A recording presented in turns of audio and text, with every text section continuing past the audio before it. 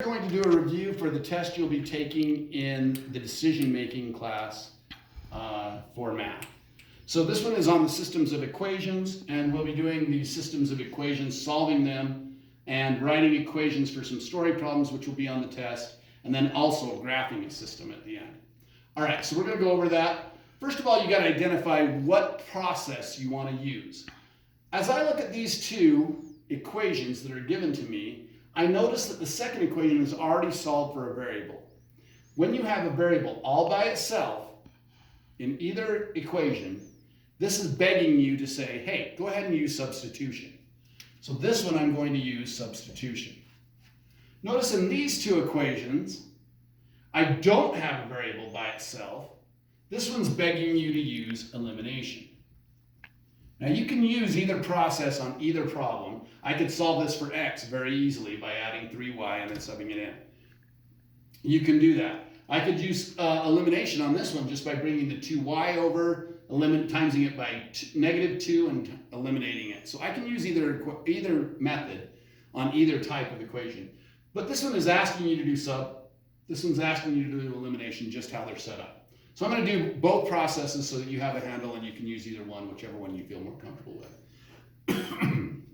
All right, I'm going to sub in then this entire equation for the x in the previous equation. That's how you do substitution.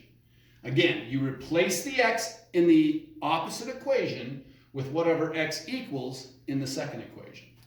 So we're going to write 3 parentheses -2y plus 3. Whenever I replace an x, I use a parenthesis to replace it. That's the smartest thing to do. That way you won't mess up your signs or anything like that, or your distribution. So we're going to have 3 times -2y plus 3. That x got replaced with that whole equation. Plus 4y equals 11. Now I just distribute and solve. So I'm going to distribute -6y. 3 times 3 is 9. Don't forget to distribute to that second term.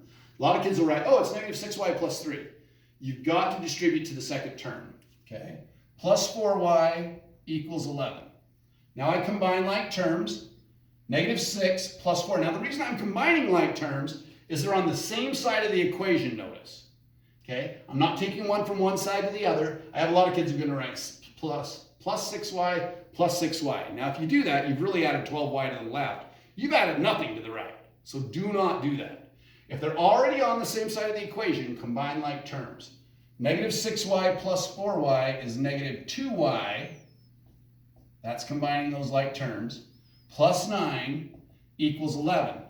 Once you have your like terms collected, now you try and get that variable by itself. So I'm just going to try and get the y by itself. I'm going to subtract the 9 to the other side. And then I'm going to divide by -2. Well, that gives me y equals -1. You're not done at that point. Remember, when you're solving a system of equations, you have 2 lines that are crossing like this. You're looking for this point that they cross. So I've got to plug that value in to find the point that corresponds to it. So I'm going to plug in y equals -1. Where's the easiest place to, I could plug it into either equation, but the easiest place to put it in is right there. Now I just have -1 times -2, negative times negative is a positive, 2 plus 3 is 5. So x equals 5. Therefore, my answer is 5, -1. And I'm done. Very simple. Now, if it's set up to use elimination, so that's how we do substitution. Do not forget to substitute once you get the initial value for either variable into the equation to get the other value of the variable, so you'll have a final answer point that it crosses. Remember, you're looking for an x value and a y value on every one of these. All right. So on elimination, we're going to do basically the same thing, only we're going to try and eliminate one of the variables by using a multiplicative inverse. So this second equation, you have to think to yourself, God, what can I add to 3x to make the x's go away? Or what can I add to the 4x to make or 4y to make the y's go away? Well, I need a -4y. Is it going to be easy to make that a -4y? No, that's not going to be easy. I'd have times by some sort of a fraction or something dumb. I don't want to do that. But I look at the x and I'm like, there's nothing in front of it. If you see nothing in front of the x, that's going to be easy to change to whatever you want it to be.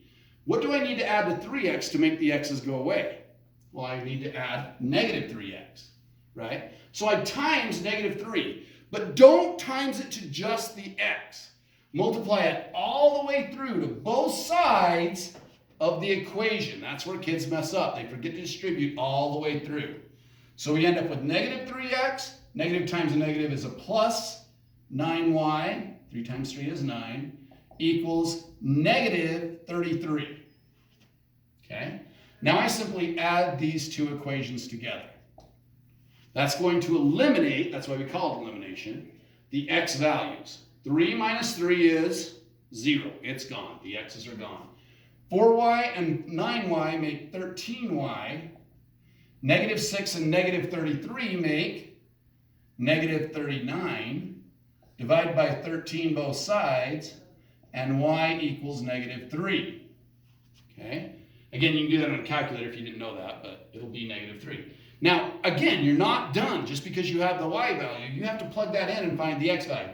A little more difficult to plug this in because neither variable is by itself. So I'm going to plug it in right here, though, because the x doesn't have a coefficient. So I end up with x, negative 3 times negative 3 is plus 9 equals 11. Now I just subtract 9 from both sides, and x is 2.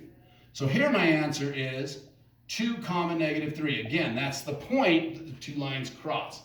This is my answer. Okay? Now we're going to move on to the story problems. There's quite a few story problems on this test, so you're going to have to pay attention to story problems. Notice you're probably going to write the story problems, though, much like the elimination problems. That's how they're kind of set up to be written. Okay? So you're going to exercise for 60 minutes on 2 machines, a treadmill and a bike.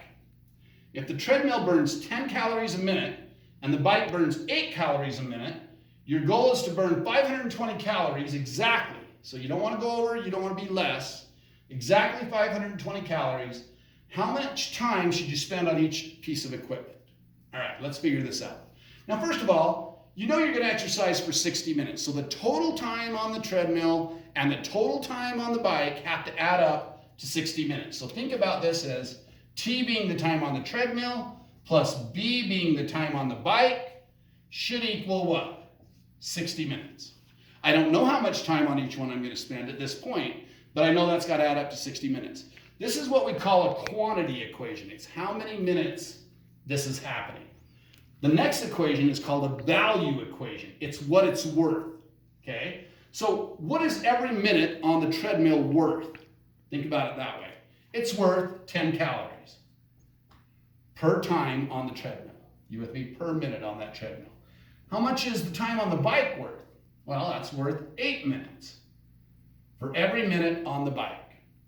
And all those minutes that I'm working out, I am burning calories. I'm burning 10 for every minute on the treadmill, 8 for every minute on the bike, and I'm going to burn exactly 520 calories over that 60-minute period. So there's my 2 equations. Notice it looks a lot like this one. It looks a lot like an x and a y, and we're going to have 2 equations. All of them are on one side, going to try and eliminate. Now, I always try and eliminate the smaller if I could choose both. Notice both the t and the b, neither one has a coefficient, so this is actually pretty easy. So I can either choose to eliminate the t's or the b's. If you eliminate the t's, though, your b's are going to be negative, and I don't like to have anything negative. I'm a positive sort of guy. So let's stay positive, and let's eliminate the b. So what would I times the top equation by so that the b's would add to 0? Well, if this one's 8, I need this one to be what? Negative 8. So that's what I'm going to distribute all the way through. Again, don't just make that negative 8 and think you're going to add them. You've got to distribute negative 8 all the way through. So this becomes negative 8t, as I distribute the 8 to there, minus 8b, that's a really good thing because those will eliminate, equals, and then I got to take negative 8 times 60. That's negative 480. Right? Negative 8 times 60. Now I just add these 2 equations. Again, it's going to stay positive because I changed the smaller one, not the bigger one. So 10 minus 8 is 2t, and then I have no b's left, equals 520 minus 480 is 40. Divide by 2, divide by 2. How much time should I spend on the treadmill? 20 minutes. 40 divided by 2. How much time should I spend on the bike? Well, I just got to plug it in. Think about this. We do 60 minutes total. I did 20 minutes on the treadmill. Just subtract 20 from 60. And you're going to do 40 minutes on the bike. And if you do 40 minutes on the bike and 20 minutes on the treadmill, you will burn exactly 520 calories. Okay. All right, let's go over to the next one. So this is the same type of thing, only, and again, we're doing quantity and value. Okay, we're out shooting guns, we're out shooting skeet shoot, having some fun, because hey, there's no school. Why not go shoot something? I mean, that's the Emory County way, right? So we're going to do that. We're going to shoot a 12 gauge shotgun and a 20 gauge shotgun. And we're going to expel, we count up our shells after we're done, and we shot 84 shells. Okay, the 12 gauge shells cost 40 cents each, and the 20 gauge shells cost 34 cents each. You spend $31.68 on ammo for this outing. So your 84 shells cost you $31.68. All right, how many of each one did you shoot? How many of the 12 gauge and how many of the 20 gauge did you shoot? Well, let's figure this out. Okay, I'm going to use X for the 12 gauge and a Y for the 20 gauge. Okay, so this represents the 12s, this represents the 20 gauges. Okay, now, all the shells together, all the 12 gauge shells and all the the 20 gauge shells that are represented by Y, they add up to what? How many shells did I shoot? 84. So X plus Y equals 84. That's the quantity, that's how many you shot. Now we got to come up with the value. What's the value of a 12 gauge shell? Well, it cost me 40 cents. Okay, 0.4. Make sure you put the decimal there. 40 cents is 0.4. You can put 0.40, but it's really 0.4x. And maybe I'll put 0.40 so that you have that. That's the 40 cents, okay? Plus, and then I want to do, how much is a shell for a 20 gauge? Well, that was 34 cents, so this is plus 34y. Equals, well, how much money did I spend? What was the total value of all those shells added up? Total value was $31.68. Okay? Now, what's bugging you about that second equation? It's got too many decimals, right? Well, the easy thing to do is I can move this decimal one place if I times it by 10. I can move it two places, every decimal, two places, which would get rid of the decimal if I times it by 100. So that's what I'm going to do first. I'm just going to times this whole thing by 100, move the decimal two places. Now I have 40x, I have 34y, I have now equals 3168, no decimals whatsoever. I just don't like to deal with decimals. All right, now I'm going to eliminate one of them. Again, should you eliminate the x or should you eliminate the y? Well, look down here at the second equation. Which one's smaller? The y. Well, then let's eliminate the y. That way it stays positive. We like to stay positive.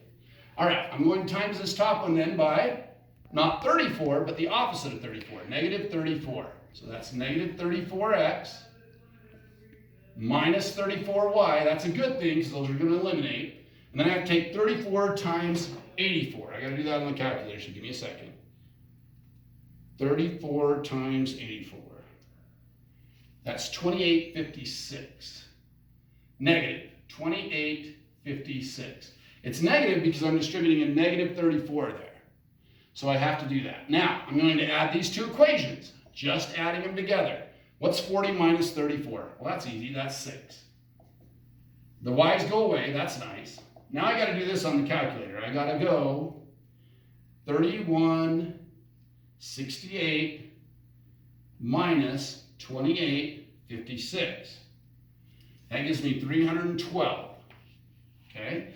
Now I've got to divide by what? Divide by 6, both sides. X equals 52. What does that mean?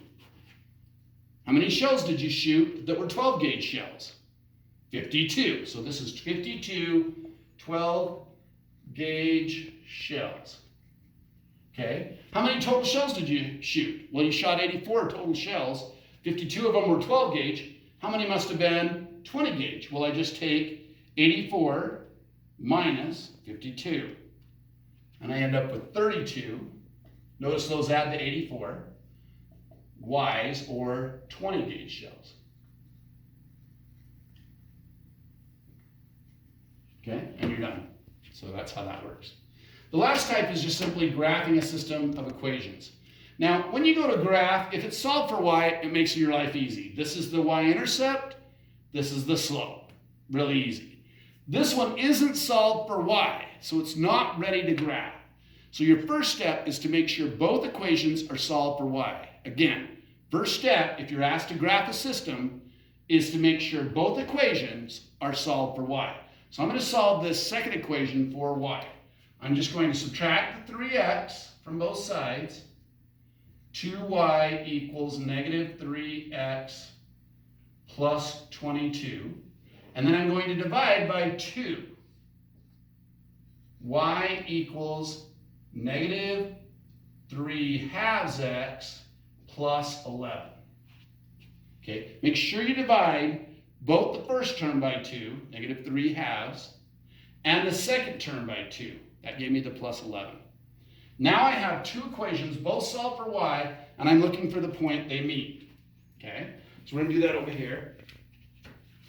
I'm going to erase some of this, so hopefully, well, you can always go back on the video, huh? All right, so we're just going to graph it over here to the left. All right.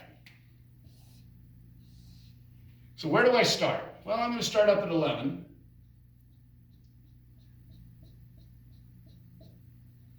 And where do I go from that 11? Well, I go down 3 and over 2. So down 1, 2, 3 over 2. Down 1, 2, 3 over 2. Going something like that. Again, I'm not a great drawer, but that's close enough. Okay, that was this equation down here. I started 11. I went down 3, 1, 2, 3 over 2, down 1, 2, 3 over 2. I like to give myself at least 2 points, especially when I'm looking for points. All right, now let's graph the other one. It starts at 4. 1, 2, 3, 4. Okay, it starts there. It goes only down 1 and over 3. And down 1 and over 3. Now that's looking like where it's going to cross is right there. So think about this. If this started at 4 and I went down 1 over 3 and down 1 over 3, how far down have you gone from this point to that point? I've gone down to 2. I started at 4. I've gone down twice, 1 each time. And then I went over 3 and 3, so that's going to be 6. That's my guess for my point. Now, if you didn't have graph paper and you're like, I think it's 6.2, but it might be a fraction. I don't know. Am I right? Just plug it in and see. Okay, if both equations turn out right, then you're right. So let's plug that in. All I got to do is plug in the 6 and the 2. So I write 6 equals negative 1/3 times 2 plus 4. I just plug in. Oh, I messed that up. Sorry. 2 and 6. And some people, I make that mistake, you'll make that mistake. Make sure you put the 6 in for the x and the 2 in for the y. Okay? So that's very important. Put the 2 in for the y, the 6 in for the x. All right, now I do it. What's 3 into 6? That goes twice. Negative 1 times 2 is negative 2 plus 4. What's negative 2 plus 4? That's 2. Hey, it's supposed to be 2. Good job. It definitely works for that equation. Let's check this bottom one. That's the one that I was kind of drawing kind of ski-wampus. I'm not sure if it's right. I hope it is. Let's check it. So all I got to do is plug in the same thing. So 2 is the y, and then negative 3 halves times 6 plus 11. So now I take half of 6. Half of 6 is 3. 3 times negative 3 is negative 9. Negative 9 plus 11 is 2. 2 equals 2. If both equations end up being true, 2 equals 2, 2 equals 2, hey, if both equations are true, then that is the point that they must be meeting. If one of them worked and the other one didn't, you have the wrong point. Okay? So make sure you plug in the point to both equations to check your answer and make sure those work. Thanks, that's the review.